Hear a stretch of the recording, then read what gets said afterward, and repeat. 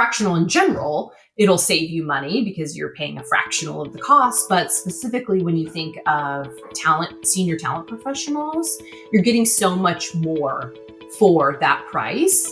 Welcome to the Fractional Edge podcast, the ultimate podcast where we unlock the power of workforce planning and discuss the rapidly growing fractional executive staffing strategies to supercharge your business.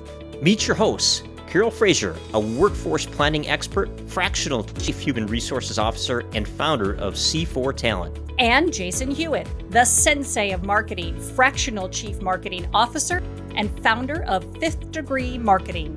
We'll bring you insights from seasoned pros, inspiring success stories, and actionable strategies to optimize your valued workforce. Don't miss this chance to upgrade your business with top industry leaders in today's competitive landscape.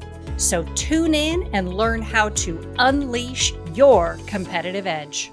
Hello, our lovely audience. Welcome to the Fractional Edge podcast. My name is Carol Fraser. I am a fractional CHRO and workforce planning expert. My co-host, Jason Hewitt, who is a fractional CMO, I like to call him the sensei of marketing, is also here with us. And to remind everyone, the purpose of the Fractional Edge podcast is to highlight the expertise of fractional executives and how having them as part of your workforce planning strategy can help you achieve the results that you need for a fraction of the cost and give your company the competitive edge. Today we have Natalie with us. Natalie, I'm going to give you the platform to introduce yourself. Please go right ahead. Hey, great. Thank you for having me. I'm Natalie Stones. I am a fractional head of talent located here in San Francisco Bay Area.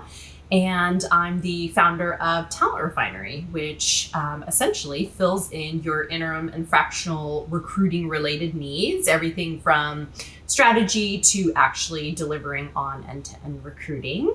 I also am the co-founder of Talent Collective, which is a nonprofit dedicated to the development of women in recruiting nationwide. So that's a little bit about myself. Oh, that's awesome. That's a new piece of information. I can't wait to talk about that as well. Yes. I didn't know that. I'm kind of curious, Natalie. How did you get into this field? Can you give us a little bit of background? Oh, yes. Gosh. So I was in grad school in San Diego, and I was in a master's of counseling program with emphasis in career development.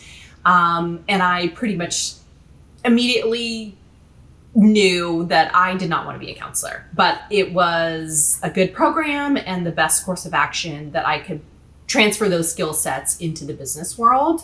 So upon, completing my graduate degree, I went to a staffing agency myself looking for a job, and they hired me on as a recruiting coordinator. And I worked my ranks through there. And then I had a couple of different stints as like HR specialist, and eventually joined Premier Talent Partners here in the San Francisco Bay Area, where I worked for 8 years as an agency recruiter and really just learned all things recruiting for a variety of different companies. And then I eventually went in-house corporate recruiting. So now, fast forward 20 plus years later, I know a lot of things about recruiting. Carol and you are going to have a lot to talk about in terms of your experiences. So we'll have to definitely do a follow-up with maybe just HR stories as the genre. Stories. More stories. Yeah. And just to give everyone a little bit of background, Carol and I met Natalie through Fractionals United, which is a wonderful Slack platform and community for fractional talent. So just so everyone knows where we all met. Yes, great organization. So Natalie, why are you moving towards fractional now? Well, my PC answer will be that after 20 years of being in talent acquisition, in the past 3 years, I was laid off twice, and a lot of it due to COVID, ever-changing economical landscape, a variety of different things going on in Silicon Valley Bay Area. And I just said enough is enough. And I really want to be in control of my own, number one, financial destiny, but also my career trajectory. And at the same time, I chose to continue to interview and consider full-time roles, but as more and more layoffs were happening amongst the recruiter ecosystem, I realized that I needed to create my own path. And I learned more about fractional, and I actually found my calling. I realized, oh, this is what I've been looking for. What I often found in my head of talent recruiting roles, full-time, in-house, as a permanent employee of a company, was I'd go in, set up the recruiting infrastructure for scale. I would build it from scratch, whatever it may be. And there's a lot to do in the beginning, but then it would kind of be set up and established. And there wasn't a whole lot of like big impact that I was able to make outside of, the first year. And so then it became, what am I going to do now? I feel guilty. I'm kind of generating a nice, lucrative full-time salary, but more importantly to me was the quality of the work and feeling fulfilled. And so I realized that, well, I don't want to be a job hopper as a recruiter, 101. That's a bad quality. But fractional is the best way to be able to continue to get that variety in your workload, be able to make a big impact immediately on a company, also diversify where your income comes from for safety reasons. And I didn't have to be a job hopper. I would just go in, make my impact, and transition out when it was set and done. Or I stay on and lower the amount of hours, and I'm just available on demand, but I'm always available for that client. So I just love the flexibility. I love the variety it provides. And especially in an economy like this one, where companies can't really afford full-time recruiting or don't need it because of the economy, they can really benefit from plugging in someone fractionally, specifically in recruiting, and scaling up, scaling down as they need. So it just became a phenomenal model for myself personally and professionally. Natalie, I'm kind of curious, do you ever get the CEO or business owner or a member of the executive team that says, well, how much impact can you really have? You're fractional, I would assume, 1 or 2 days a week, typically. How do you answer that? Kind of what's your response to that question? Well, thankfully, I haven't had that response too often, which is nice.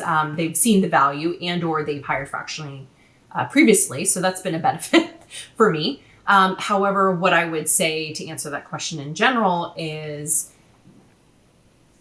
would you rather have somebody sitting full-time on your bench, quote unquote, paying them a full-time salary, not making an impact? Or would you rather tap into someone that is your dedicated go-to as you need them and ask them to ramp up, ramp down, and you're just paying a monthly retainer at a no pun intended, but at a fraction of the cost, and you're just paying for the amount of work that you need, but you can still build a long-term relationship.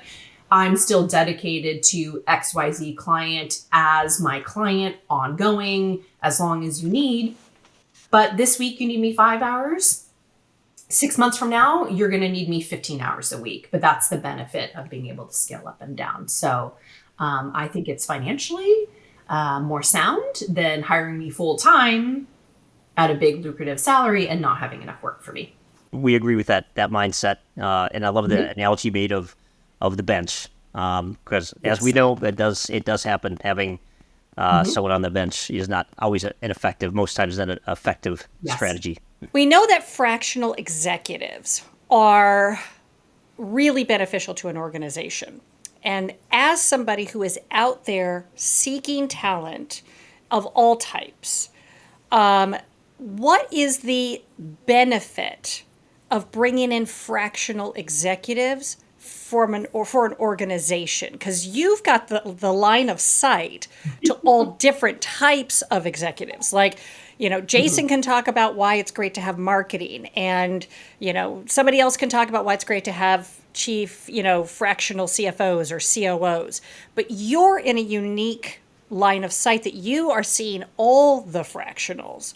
What can we tell our listeners of the benefits of all different types of fractional executives, and why bringing that type of workforce in is more beneficial than consulting, contract work, freelance, or permanent?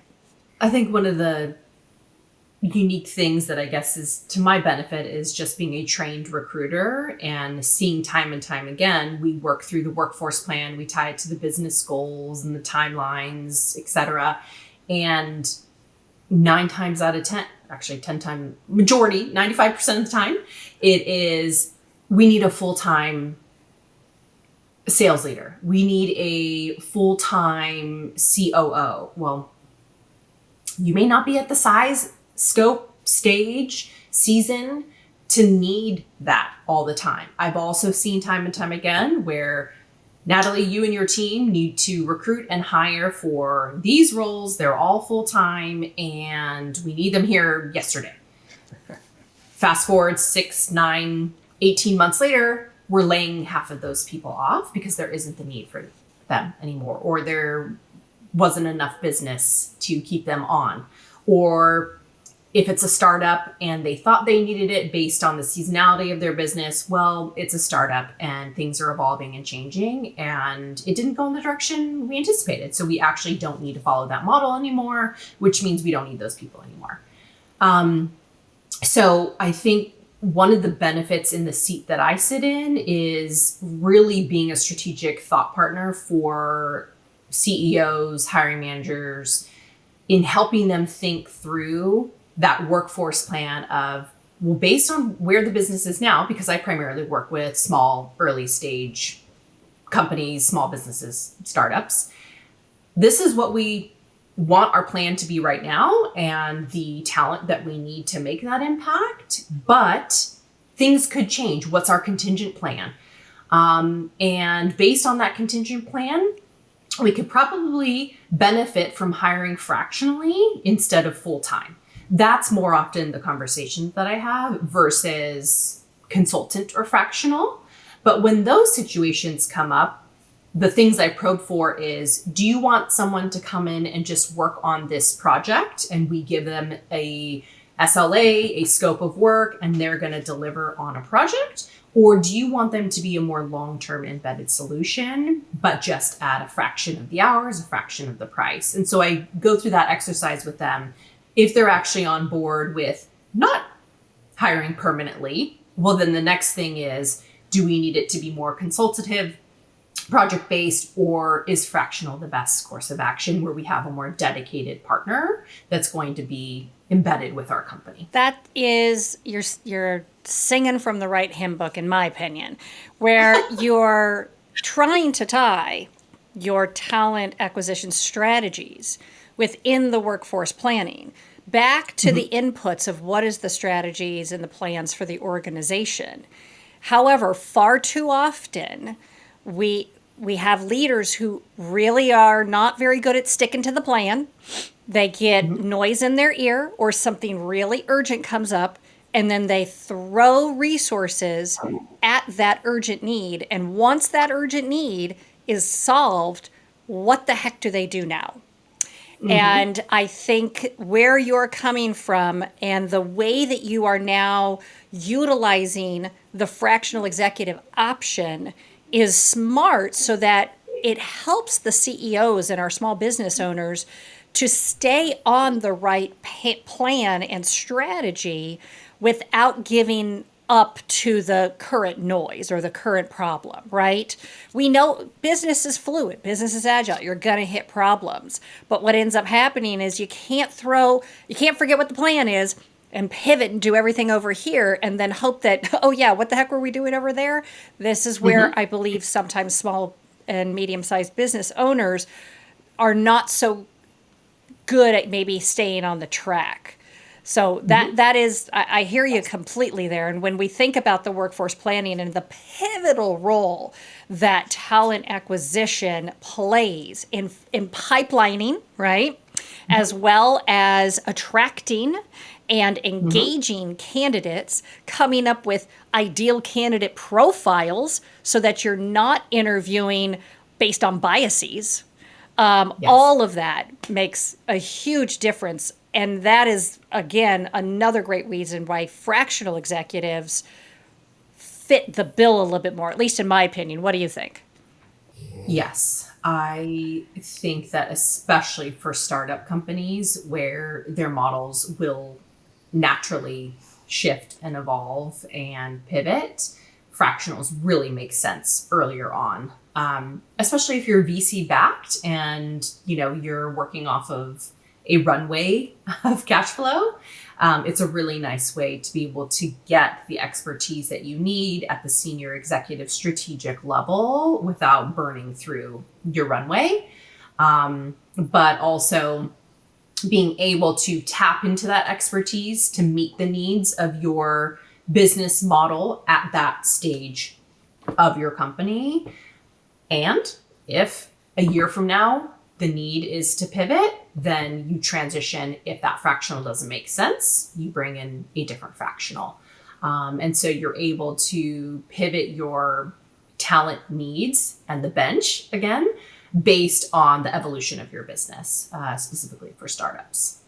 So Natalie, I'm really curious, and I don't have the type of line of sight that you or Carol would have into HR. Certainly within a marketing organization, I would, but let's talk startups for a second. And what do you see? Is there any trend in terms of what fractional position is usually the first and the second that typically come on? Could you talk to that for a bit? Yes, I would say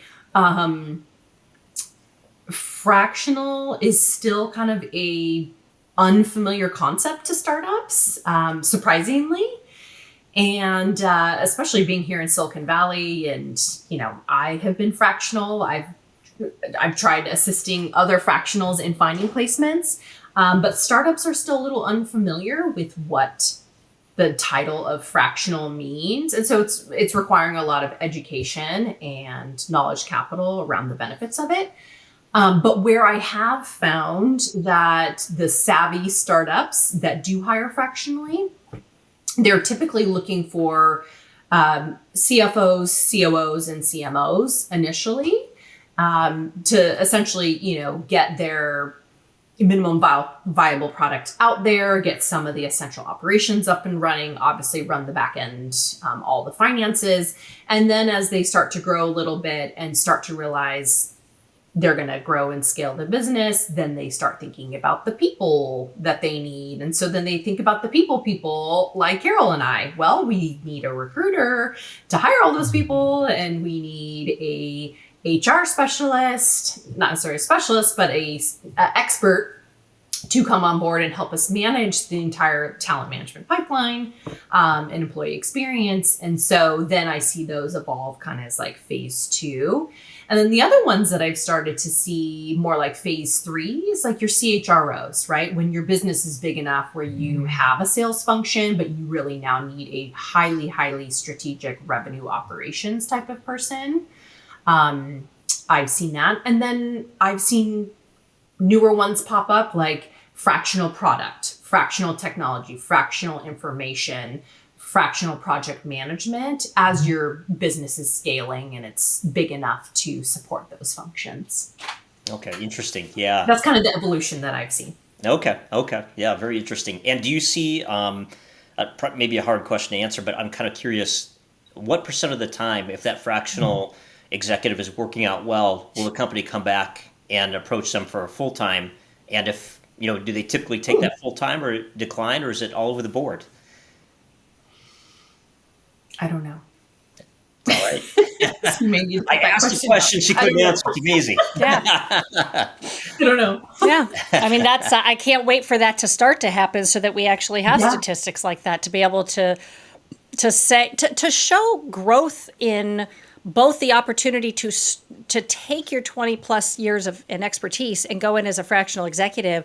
And then when that person doesn't want to convert because this is how they like to develop their career portfolio, they are the perfect person to find your permanent full-time person, because that is, and then it shifts from being that fractional strategic executive to an advisor, where you are now making sure that whoever you place there is successfully moving down that path and there's less hiccups. I mean, I hope that statistic comes up soon. I know. Yeah, that's the hard part to know. But I will say, like, I resonate with what Carol said. I don't want to be a full-time employee anywhere ever again. I love the variety that this provides. I love working with my 4 different clients. They all have different things. They're all different industries. And I'm actually growing and developing more as a professional in my function because I'm staying cutting edge on the things in my function as it relates to the needs of 4 different companies. If I'm at one company, I'm kind of at the mercy of the pace of that company. So anecdotally, I feel like, or just my gut feels like, a lot of fractionals are going to really love being fractional and staying in this career trajectory because of what it provides us, and it puts us more in the driver's seat. So I would be curious, though, what's going to end up being the conversion rate to full-time down the road, if any. Conversion rate. I like that. You're talking like a marketer now. I can understand it. Yes. Yeah. Natalie, do you have any, I'm kind of curious in terms of, startups and business owners that might be listening. What advice can you give for kind of selecting the right fractional? I'd love to hear your thoughts on that. I would say, this is my recruiter hat on, I don't feel like you necessarily need to put fractionals through 5 rounds of interviews. I don't believe that you need to do that anyways with a full-time hire, but that exists with full-time hiring. I think with a fractional, one of the benefits is it's flexible, it's amenable. And I just had a call right before this, and I told this prospective client that, look, we can engage for 3 months. If by 6 weeks you're not feeling like you're seeing the delivery that you need, let's talk. We can pivot, we can reevaluate. And if it doesn't make sense, then we part ways. So I think the biggest thing that I would share with business owners, decision makers, CEOs is you're getting an opportunity to tap into such high level strategic executive strategy, but at an extremely flexible capacity.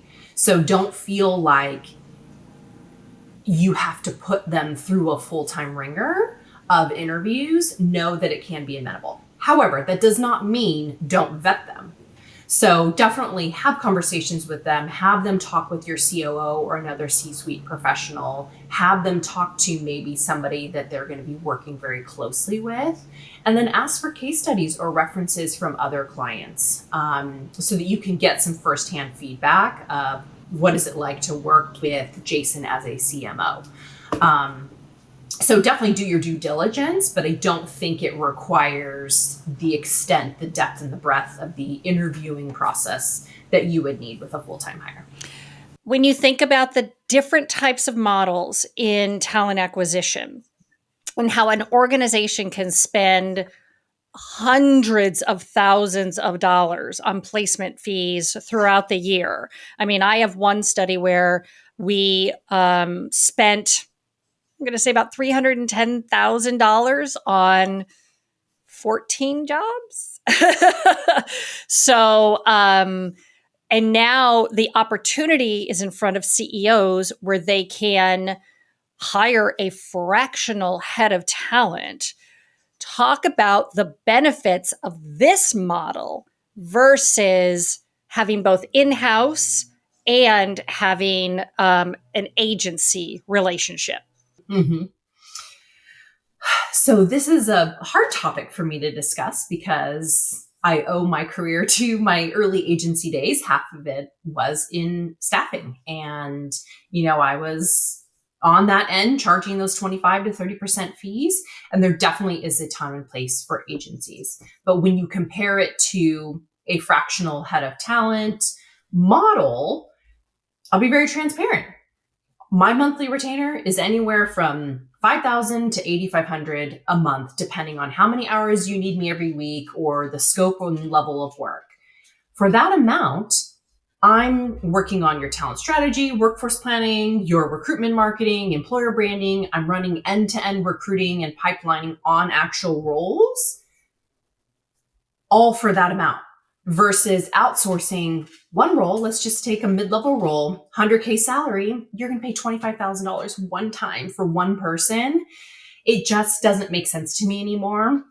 And I come from that landscape. So I think specifically, I mean, fractional in general, it'll save you money because you're paying a fractional of the cost. But specifically, when you think of talent, senior talent professionals, you're getting so much more for that price. Half of the price, you're getting an entire talent strategy and function versus just a placement, one placement. And they get to tap into your network, I would assume, to a certain extent, right? Yes. Yeah. Yep. Yeah. What's not to love? My entire network. Yeah. And I'm really embedded in their company to understand what makes them an employer of choice. I'm promoting their brand. So you just get so much more. Love it. Now, what kind of myths would you like to help us dispel to our audience, our small to medium business owners, the CEOs, the PE firms, investors? What kind of myths around fractional executives you want to help us dispel for them? I think the biggest one is the myth of hiring fractionally. This person is not really going to be a very committed, dedicated person in your business. That's the one that I hear the most is, well, we don't want fractional because they're not going to be fully invested in our company. They're working with a variety of clients, or they're not here all the time. So they're not making a big impact on our culture, on our team, or the team that they're supporting isn't going to be able to get the benefits of working with them because they're not working as many hours. I think all of that is so untrue. It's about how you set up the engagement, the scope of work, and the expectations. It completely in the relationships I have with my 4 other clients, they have access to me every single day. I don't turn them off because it's not their day. They have access to me every day. I'm working on all 4 of my clients' projects and engagements and work and supporting their teams and their peoples every single day. I'm just not needed all of the time. That's the only difference. But otherwise, I feel like I'm an intricate, permanent fixture, a part of their company.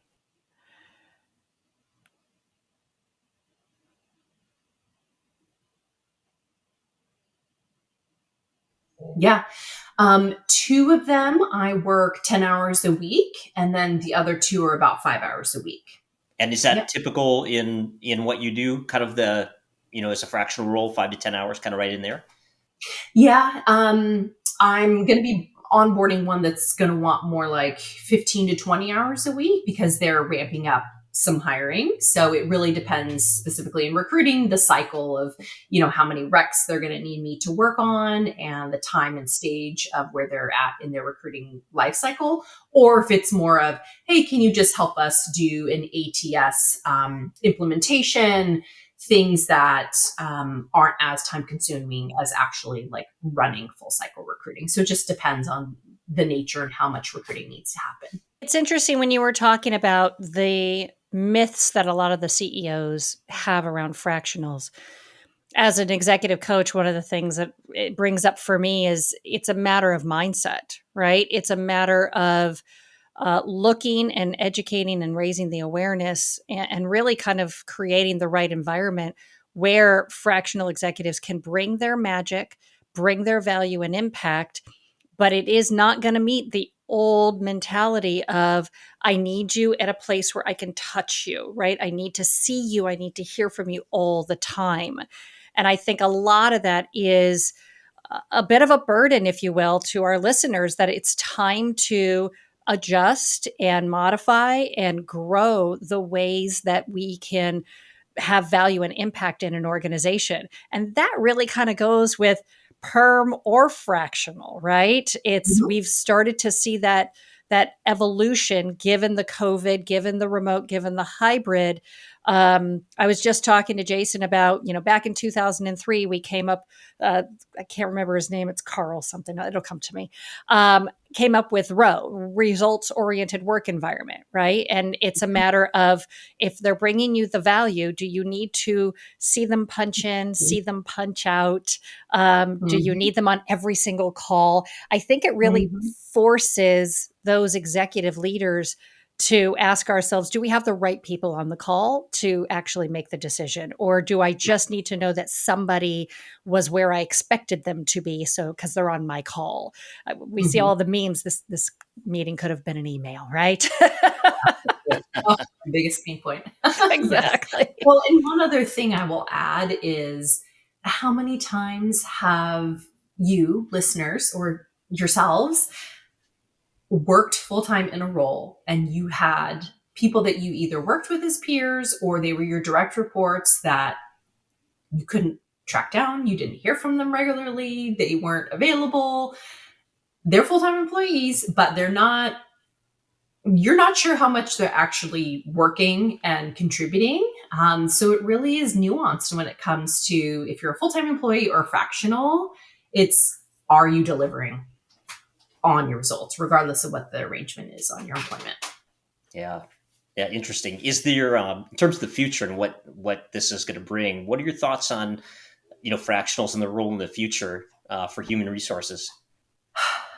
I think there is such a need and benefit in hiring, and I use the word hiring loosely, right? In engaging fractional talent and HR professionals in this sort of manner, specifically because of how much businesses evolve and shift. And especially if you're not doing a lot of recruiting, you definitely don't need a full-time recruiting team or a full-time head of talent. And I just think there's a lot of people seasonality in businesses, right? Yeah. You're ramping up hiring or you're getting ready to exit a lot of people. So there's a lot of these different spikes that I think there really is a lot of benefit in considering hiring fractionally for this function in particular, and ramp them up and down, up and down. And then in the interim, have them work on those projects, have them do audits, have them do various different implementations, projects, things of that nature. But I don't feel that there's always going to be a need, unless you're a certain size where you need a full-time permanent head of talent when you're small. Okay. And what size, from your experience, what you've seen, I know, Carol, we've talked about this a little bit, when does that number of employees shift that, do you think? I'd say as you're reaching like the 100 to 200, yeah, I don't know. I kind of see the benefit, and I mentioned this on a different one of our other podcasts, bringing in some fractional people leadership, even when you're 20, 30, 50, so that there is that line of sight in workforce planning, that you are ensuring the right inputs are there. You are ensuring that the career experience, whether it be for 20 people or 20,000 people, the career experience needs to be considered then at the very beginning, and making sure that you've got a job architecture. So it's the iterative component, so that the outputs, like recruiting, like succession planning, like learning and development and leadership development, so that those are actually impactful. So when is the right time for a full-time? I agree with you, Natalie. It depends, right? It really depends on the organization. I think about, in the world of human resources, we've got 26 different components within human resources. And when you said cyclical, my certified comp brain came in and going, that's when you need a chief total rewards officer. You need somebody to set strategy and comp philosophy and what it is that you're going to measure for pay. And then you have your annual comp cycle, but then it goes quiet, right? And that's a perfect example. Bring in somebody who can truly help you design and define what is going to attract and retain from a total rewards perspective. But you don't need that person full-time all the time. No. Yeah. You don't. And I mean, I just keep saying this over and over again. I don't think you need full-time recruiters all the time unless you're big. Unless you're big, you're hiring a lot, you're hiring globally. But when you're small, you're maybe hiring a couple people a month, a couple people a year. It's just, I don't think it's necessary. I want to thank everybody for attending today's podcast, The Fractional Edge. Thank you, Natalie Stone, for being a part of our podcast and really giving us insights into how a head of talent on a fractional basis is much more cost beneficial for an organization and provides a greater impact. So check out our other podcasts, check out our other fractional executives, and don't forget to subscribe to our podcast and share. And again, Natalie, thank you so much. And Jason, we're on to the next one. Sounds good. Thank you.